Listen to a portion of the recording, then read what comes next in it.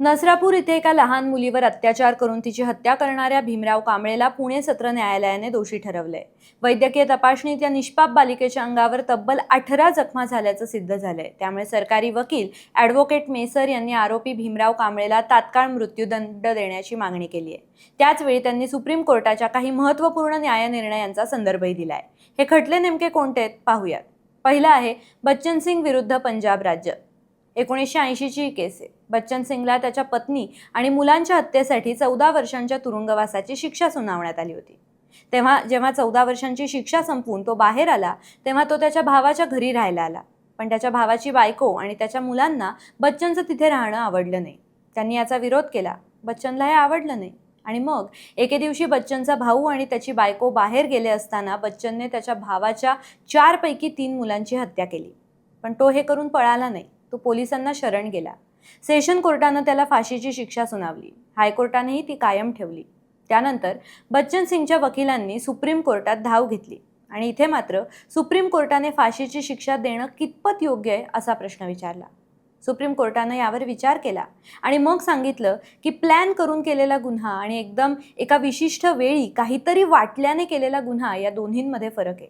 यावेळी सुप्रीम कोर्टानं फाशीची शिक्षा ही रेअरेस्ट ऑफ द रेअर अशाच प्रकरणात दिली जावी असंही स्पष्ट केलं आणि त्यासाठी गुन्ह्यांचे प्रत्येक कंगोरे व्यवस्थितपणे तपासले जावे आणि फाशीची शिक्षा कमीत कमी दिली जावी असं सांगितलं। जर न्यायालयाला आजीवन जन्मठेप कमी वाटत असेल तर त्यावेळीही फाशीची शिक्षा सुनावली जाऊ शकते। त्यामुळे फाशीची शिक्षा कधी द्यायची हे सुप्रीम कोर्टानं या केस दरम्यान स्पष्ट केलं आणि त्यामुळेच बच्चन सिंग विरुद्ध पंजाब राज्य हा खटला ऐतिहासिक ठरतो। दुसरा खटला म्हणजे मच्छी सिंग विरुद्ध पंजाब राज्य। 1983 हा एक ऐतिहासिक खटला आहे। पंजाबमधल्या कूप कलान या गावात घडलेली ही केस आहे। मच्छी सिंग आणि जसवंत सिंग यांच्या परिवारात दुश्मनी होती। त्यांच्यात जमिनीवरनं वादविवाद होता। पण गोष्ट तेव्हा बदलली जेव्हा जसवंत सिंह याच्या भावाची हत्या झाली आणि त्यासाठी जसवंत सिंहने मच्छी सिंह याच्या भावाला जबाबदार धरलं। त्यामुळे दोन्ही परिवारातली दरी अजूनच वाढली। त्यानंतर जसवंत सिंहने मच्छी सिंहच्या एका नातेवाईकाची हत्या केली आणि बदला घ्यायचा प्रयत्न केला। त्यामुळे गावात भीतीचं वातावरण निर्माण झालं। त्यानंतर मच्छी सिंहने त्याच्या 11 साथीदारांसह बदला घ्यायचा प्लॅन आखला। त्यासाठी प्लॅनिंग केलं। त्यासाठी 5 वेगवेगळ्या ठिकाणांहून हल्ला करण्याचं त्याने ठरवलं, म्हणजे यातनं कोणीही वाचणार नाही। पहिला हल्ला त्याने जसवंत सिंहच्या घरावर केला तेव्हा परिवारातले लोक झोपले होते। त्यांना काही समजण्याच्या आतच मच्छी सिंहची माणसं आत घुसली आणि त्यांनी निर्दयीपणे घरातल्यांची हत्या केली। त्यानंतर त्यांनी जसवंत सिंह याच्या इतर नातेवाईक आणि समर्थकांच्या घरांवर सुद्धा हल्ले केले। घरातल्यांची निर्दयीपणे हत्या केली आणि तिथनं पळून गेले। सकाळी जेव्हा गावातले लोक उठले तेव्हा आजूबाजूचं दृश्य बघून घाबरून गेले। त्यानंतर पोलिसांनी मच्छी सिंह आणि त्याच्या 11 साथीदारांना पुढे अटक केली। ट्रायल कोर्टानं त्यांना फाशीची शिक्षा सुनावली। हायकोर्टानं ती कायम ठेवली। पण पुढे ही केस सुप्रीम कोर्टात पोचली। मागं बच्चन सिंह विरुद्ध पंजाब सरकार या केसमध्ये सुप्रीम कोर्टानं फाशीची शिक्षा फक्त रेअरेस्ट ऑफ द रेअर अशाच गुन्ह्यांमध्ये दिली जावी असं सांगितलं होतं। पण या केसच्या निमित्ताने सुप्रीम कोर्टाने रेअरेस्ट ऑफ द रेअर म्हणजे काय हेही स्पेसिफाय केलं। सुप्रीम कोर्टाने सांगितलं की जेव्हा अशा प्रकारची भीषण घटना गुन्हा समाजात घडतो ज्यानं समाजाचा आत्मा हलतो तो गुन्हा दुर्मिळातला दुर्मिळ समजला जावा आणि त्यामुळे या केसमध्ये सुप्रीम कोर्टाने हायकोर्टाची फाशीची शिक्षा कायम ठेवली। तिसरा खटला म्हणजे संतोष कुमार विरुद्ध महाराष्ट्र राज्य। काय होती ही केस?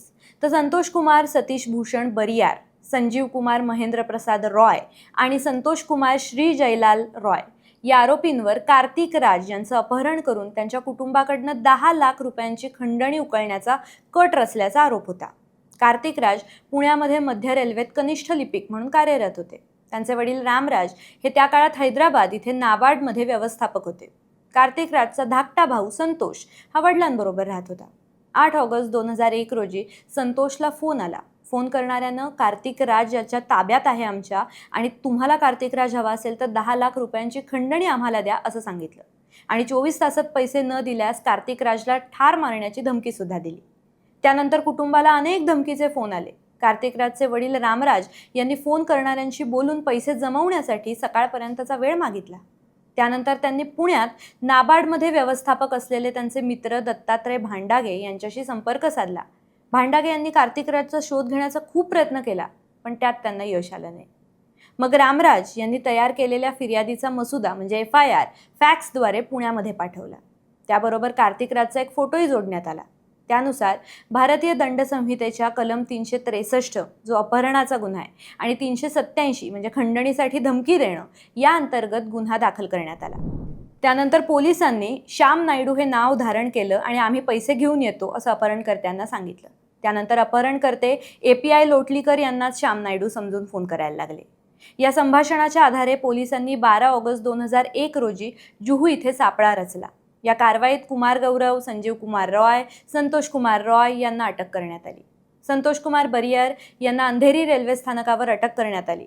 पण कार्तिक राज मात्र कुठे आहेत याची काहीच माहिती मिळाली नाही. नंतर यांच्यातलाच एक म्हणजे कुमार गौरव याने पुणे पोलीस आयुक्तांना पत्र लिहून कार्तिक राजची 8 ऑगस्ट 2001ला हत्या झाल्याचं सांगितलं.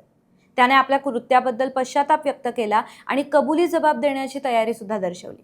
त्याच्या जबाबानुसार त्यांच्या प्लॅननुसार काही अडचण निर्माण झाल्यास अपहरण केलेल्या व्यक्तीची हत्या करायची आणि मृतदेहाचे तुकडे करून वेगवेगळ्या पिशव्यात भरून फेकून द्यायचं असंही ठरलं होतं. या योजनेला या ग्रुपमधल्या सगळ्यांनी संमती दिली होती. त्यानंतर बरियारने आवश्यक वस्तूंची यादी तयार करण्यास सांगितली. त्याच्यात मृतदेहाचे तुकडे करण्यासाठी करवतीची पाती, कोयता, व्यक्तीला बांधण्यासाठी दोऱ्या, मृतदेहाचे तुकडे ठेवण्यासाठी पॉलिथिनच्या पिशव्या, मोठ्या रेक्झिन बॅगा, खंडणीसाठी संपर्क साधण्यासाठी सिम कार्ड्स आणि दुर्गंधी टाळण्यासाठी डेटॉल अशा गोष्टींचा समावेश होता. सरकारी पक्षाने या खटल्यात 54 साक्षीदारांची साक्ष नोंदवली तर बचाव पक्षाने 2 साक्षीदार तपासले. या पुराव्यांच्या आधारे सत्र न्यायालयाने शिक्षेबाबतचा निकाल दिला आणि सत्र न्यायालयाने आरोपी क्रमांक 1 म्हणजे संतोष कुमार बरियार यांना खुनाचा कट आणि खंडणीसाठी अपहरण करण्याचा कट या अंतर्गत दोषी ठरवलं आणि त्यांना मृत्यूदंडाची शिक्षा सुनावण्यात आली. आता या तिन्ही खटल्यांचा रेफरन्स नसरापूर प्रकरणातले सरकारी वकील ॲडव्होकेट मेसर यांनी सुनावणी दरम्यान दिलाय आणि त्यातून नसरापूर प्रकरण हे रेअरेस्ट ऑफ द रेअर याच प्रकारात मोडतं हे सांगायचा ॲडव्होकेट मेसर यांनी प्रयत्न केला आहे. कोर्टाने याचा निकाल अजूनही राखून ठेवला असून 29 जूनला याचा निकाल येईल. त्याचे पुढचे अपडेट्स आम्ही तुमच्यापर्यंत घेऊन येऊच. तुर्तास इथेच थांबू. तोपर्यंत पाहत रहा ऑडी 1.